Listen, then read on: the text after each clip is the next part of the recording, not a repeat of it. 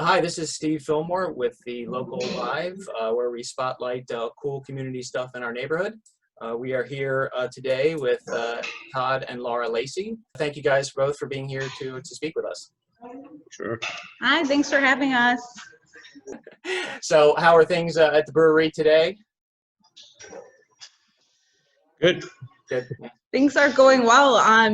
So we opened on January 17th and then closed on March 17th. So we're coming up to almost being closed longer than we've been open. But we quickly transitioned into canning beer. And so we have the team behind us getting some beer into cans for customers. And we'll start getting orders out tomorrow. Just to take a step back, for anyone who's not familiar with Attic Brewery, and I don't know anyone who isn't, but if you could give us just sort of a little snapshot of how you got started here in Germantown. We had lived here in Germantown and saw that there was an opportunity to open a brewery. Breweries were popping up all over the city, but none here in our neighborhood. So back in 2016, we started working on a plan to open a brewery, and then it took us a little while, but we just opened on January 17th. We have a 3,000 square foot tap room, which was really cool when it was open.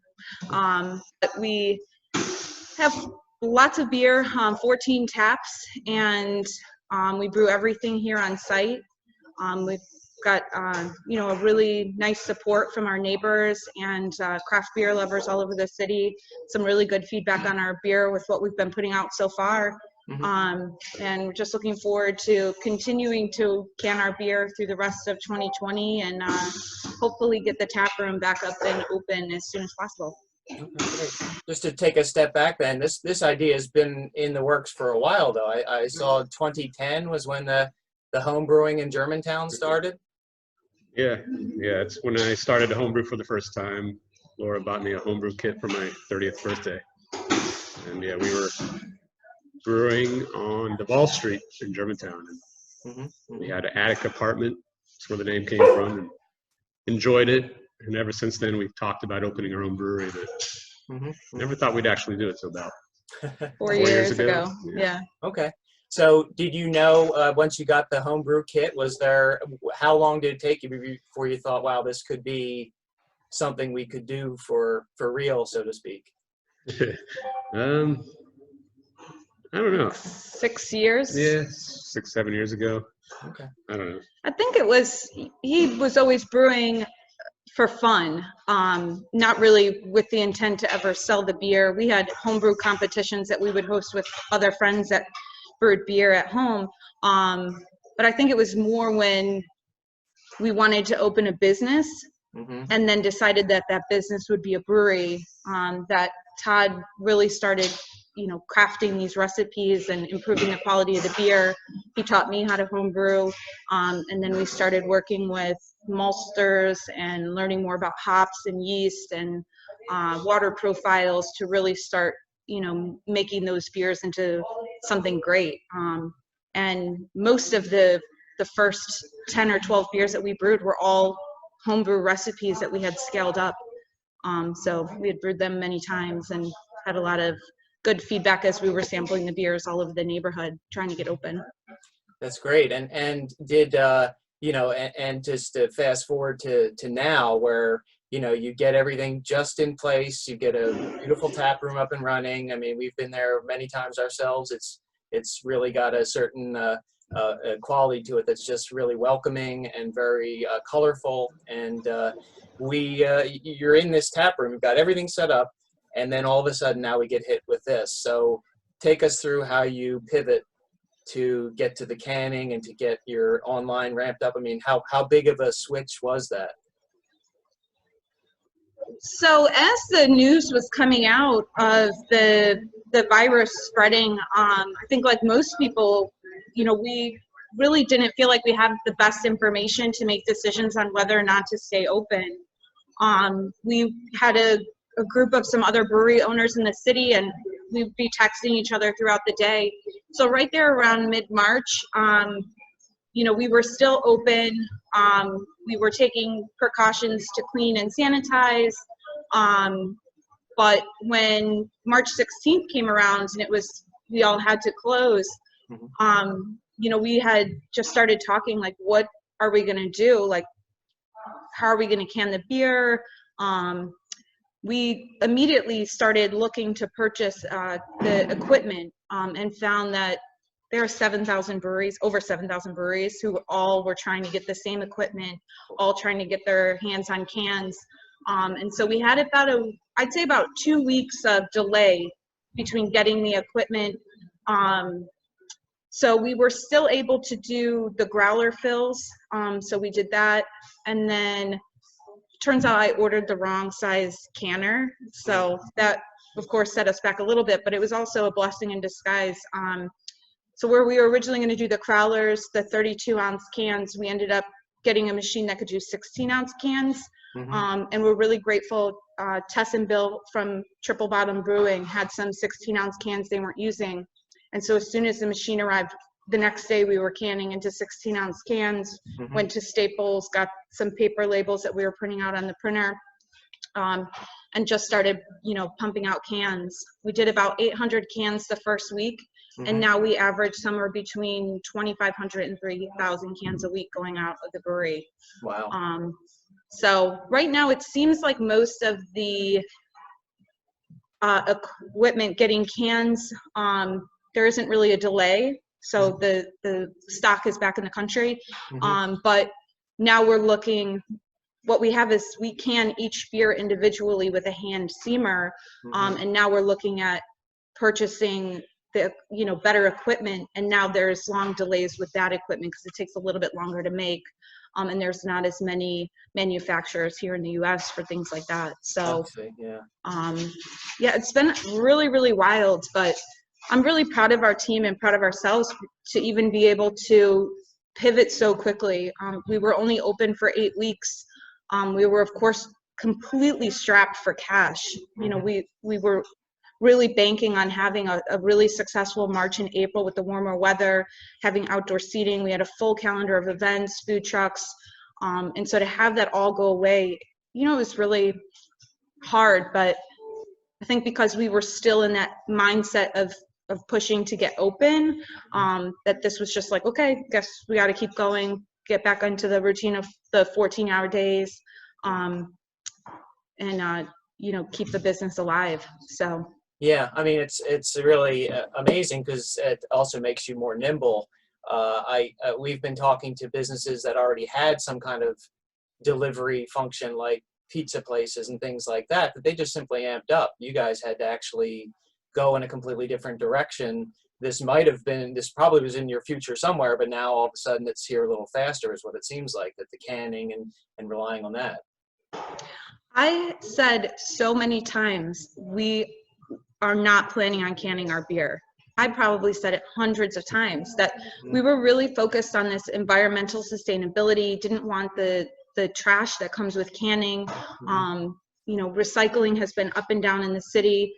And so we were really not focused on it. And now we will can our beer probably forever, that it's just going to be part of our business. And there is no telling, like no way to know what this is going to look like for the next few months and next year. And so having that takeout availability is just another secure source of income for us. Yeah. And I would think with the social responsibility, some of that, Todd, to turn to you for just a moment, I read that you were a park ranger at one point. So obviously there's a love of nature there. There's a love of the planet. So that's, I assume, a part of a lot of what you bring to this, as well as your love of the outdoors and the planet. Yeah. I'm actually still working at the park with the Park Service. So. Oh, okay. So you do get some time outdoors. Yeah. It's a lot of teleworking now, some more inside stuff, but okay, it's all right. But yeah, definitely comes from that. One of our favorite things to do too when we'd go on vacation was visit breweries, of course, but also go to national parks. And yeah, environmental sustainability is definitely top for us. It's a big thing. Yeah. And with so to turn to the cans, to what you're canning these days, then what do you have on? What's going out now on the cans? What are the varieties?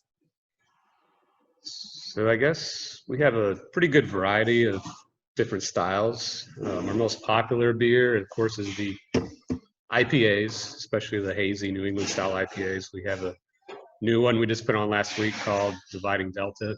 It's, of course, very juicy, hazy. Yeah, it's good. But we're also finding that our more traditional styles are pretty popular too, like the German Pilsner that we put out a couple weeks ago. Gtowners Strutter is really taken off and being popular. Yeah, we got one of those here. It's nice, yeah. And we also put out a Maibach, a German strong lager, which has been pretty popular too. So it's kind of nice seeing people going for other styles besides just the IPAs, but definitely the IPAs are the most popular. Yeah, I like that you offer a full spectrum. You know, I'm a fan of more towards the malty side of things. So Pilsners definitely are in my wheelhouse. Your Libertad Lager is pretty amazing. So I mean, these are beers that I enjoy, and if I want to sort of dip my toe into the IPA side of things, I certainly can do that. So it's great that there's the whole variety of it. Let's take a look, if you can, if you can give us a look at sort of the canning line. Is that running right now, or is that? Yeah, we can definitely show you kind of our little process for individually canning beer. That would be great. Yeah, we're gonna put our masks on when we get close to our staff here. Okay. We're gonna walk through and do a can.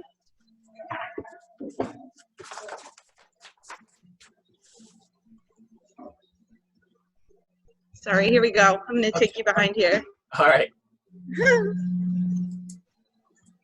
So yeah, our whole tap room has been transformed into a little production, canning, and kind of a hub for all of our deliveries and orders. So the bar that everyone used to enjoy their beer on is now covered with printers and laptops.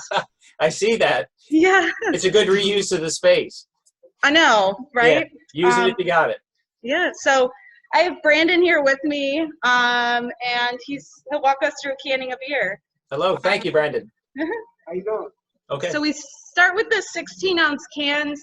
We hand label them all with the blank label, and then we can it right from the draft system. So the cans are all rinsed, so he pre-rinsed all those cans. We fill them from the bottom, and so that helps with the reduce the oxidation of the beer, help keep it fresh. So we get it nice and full.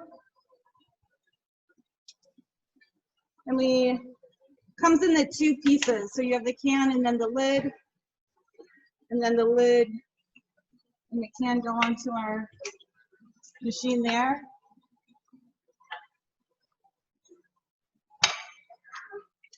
Where it gets canned, and then we give it a quick rinse off and then label it with what style beer it is. And then that's it. That is great. That's fun to watch. I've never watched a beer get canned before, so pretty cool. Yeah, we do about 3 cans per minute when we're like knocking them out. So you can imagine after doing 12,000 cans, we've spent a lot of time canning the beer. To say the least, yeah. So you've got the delivery going on, the delivery option. You mentioned that your most popular way of people getting the beers is to walk up to Attic Brewery there in Germantown, correct? Yeah, you still place your order online, and then you would just select pickup.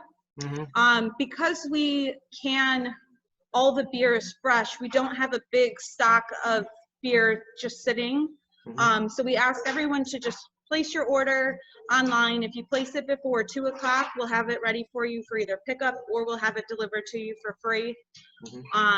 And you can pick from the styles. The best thing is we do it in the 16-ounce cans and sell them individually, so you can easily mix and match or just get 1 or 2 cans if you want. But yeah, you can pick up, just drive up. We do no contact. So you can call and we'll bring it to your car, or you can walk up and we just hand you the bag. But delivery is also an option.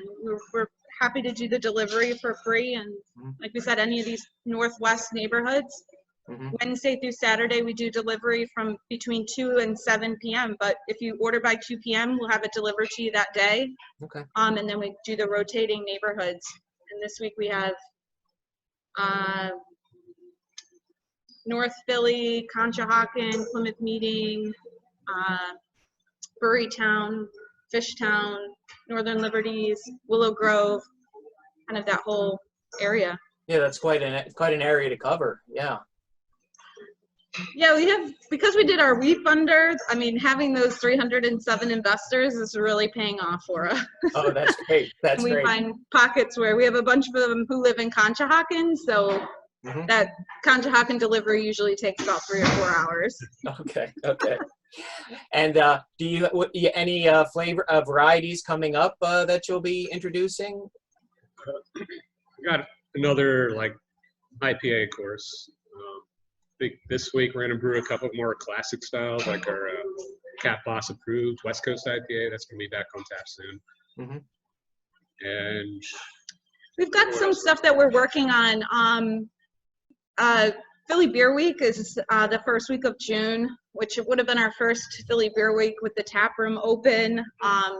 But we're brewing some cool stuff and working on some cool releases for that week to just continue the excitement of Philly Beer Week, even though we all can't be together to celebrate it.